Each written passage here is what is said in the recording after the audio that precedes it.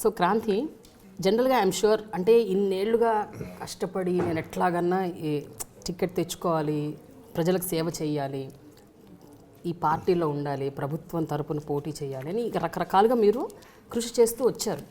At last వచ్చేసింది, ticket అయితే వచ్చింది. బట్ మీరు గెలుపు కూడా ఈజీ అని అంటున్నారు. బట్ ఇన్ కేస్ మీరు అనుకున్నది జరగకపోతే ఏంటి, what is the next step? ఏముంటుంది, ఇట్లే కంటిన్యూ అవుతాం అంతే కదా, సింపుల్ కదా, కంటిన్యూ అవుతుంది. అసలు ఇన్ కేసు అనేది క్వశ్చన్ ఉండదు. క్వశ్చన్ ఉన్నా కూడా 100% ఒకసారి ఇక్కడ ఉన్న తర్వాత ఇక్కడనే ఉంటాం. ఇక్కడ ఇప్పుడు ఇంతమంది నన్ను నమ్మి ఉన్నారు, వాళ్ళకు అండగా నేను ఉండాల్సిన అవసరం ఉంటుంది. వాళ్ళకి ఏ అవసరం వచ్చినా తీర్చాల్సిన అవసరం నేను ఉంటుంది. సో ఇక ఇప్పటి నుంచి హైదరాబాద్ ఏం లేదు, ఇక మా ఊళ్ళోనే ఉండాల్సిన అవసరం ఉంటుంది. ఇప్పటివరకు మీతో ఉన్నాం ఇన్ని రోజులు, ఇప్పుడు మా ఊర్లో ఉంటాం. ఊర్లో ఉంటాం క్రాంతి? ఊర్లో ఉంటాం. మా ఇల్లు బ్రహ్మాండ ఇల్లు మా అమ్మ ఉన్నప్పుడు కట్టించింది, ఇదే ఉంటాం. అంటే ఏంటో అందరూ ఊర్ల నుంచి సిటీలకు వచ్చేస్తున్నారు కదా. ఈవెన్ పొలిటీషియన్స్, గెలిచిన ఎమ్మెల్యేలు, ఎంపీలు కూడా నగరాలకు వచ్చి అక్కడే స్థిర నివాసం ఏర్పాటు చేసుకుంటున్నారు. సో యాక్చువల్గా మీకు కూడా అక్కడ ఒక ఇల్లు ఉంది, బట్ మీరు ఇక్కడే ఉంటారు అని గట్టిగా చెప్తున్నారు. బట్ అది ఎంత పాసిబుల్? ఎందుకంటే పిల్లలు, ఎడ్యుకేషన్.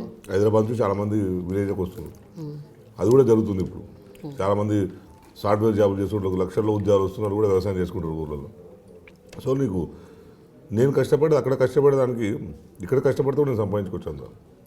నాకు అక్కడ కష్టపడితే నెలకు వచ్చే 2 లక్షల శాలరీ నేను వ్యవసాయం చేసుకుంటే కూడా సంపాదించుకోవచ్చు. వ్యవసాయం చేశారు, ల్యాండ్ ఉంది కనుక. ఎప్పుడైనా చేశారు అసలు వ్యవసాయం? అంటే పొలంలోకి వెళ్ళడం, తెలుసు. నేపథ్యం అంతా నేపథ్యం వ్యవసాయ నేపథ్యం. 20 ఎకరాలు మొదటి నుంచి మామూలు సాగు చేసుకుంటున్నాం కనుక అది మాకు జీవనోపాధి పనికి వస్తుంది. అయితే ఇంకో విషయం, మీ నాన్నగారు మాత్రం చాలా అభ్యుదయ భావాలు కలిగిన వ్యక్తి. మిమ్మల్ని అందరినీ కూడా అలాగే పెంచారు నాకు తెలిసి. అందుకనే నరనరాన మీకు ఎక్కడైనా ఒక చిన్న ఇంజస్టిస్, అన్యాయం జరిగినా ఇమీడియట్గా గొంతెత్తి దాని గురించి పోరాటం, దాని గురించి ఉద్యమించడం, అది మీకు అలవాటైపోయింది. బట్ ఆ నేపథ్యం ఆయన ఒక టీచర్గా వర్క్ చేశారు, అభ్యుదయ భావాలు ఉన్న వ్యక్తి.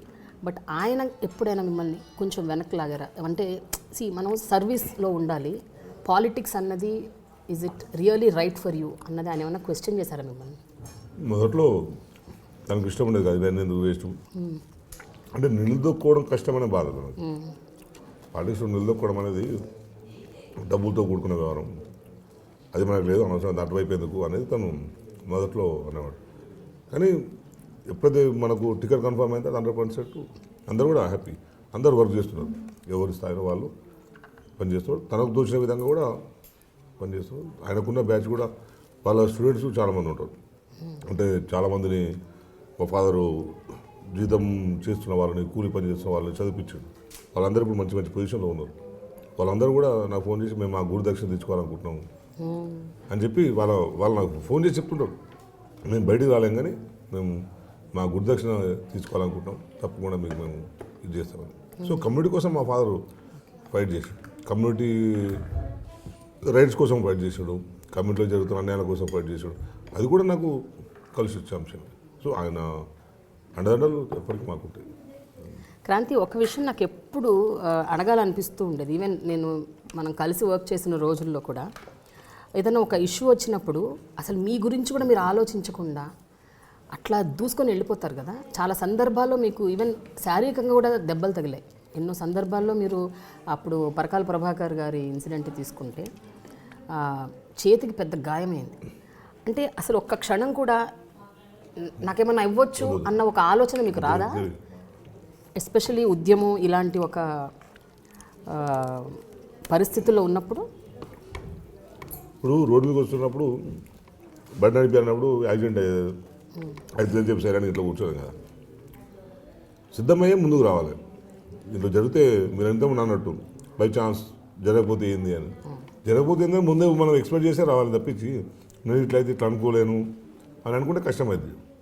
సో వచ్చినప్పుడు దాన్ని భరించి తీరాల్సిందే, ఎంత పెయిన్ అయినా సరే భరించి తీరాల్సిందే. అట్లాంటి ఎక్స్పీరియన్స్ చాలా కోకోలో ఉన్నాయి. నా కెరీర్లో చాలా వరకు నష్టపోయినా కూడా సందర్భాలు కూడా అక్కడ ఉంటాయి. మీరు అన్నట్లు అగ్రెషను, కాంప్రమైజ్ కాకపోవడం, అట్లాంటివి కూడా మన కెరీర్లో కూడా నష్టపోయినా కనుక అవన్నీ ఎక్కడో గెయిన్ అవుతాయి కదా. ఇక్కడ నాకు కలిసి వచ్చింది కదా ఇప్పుడు అవన్నీ.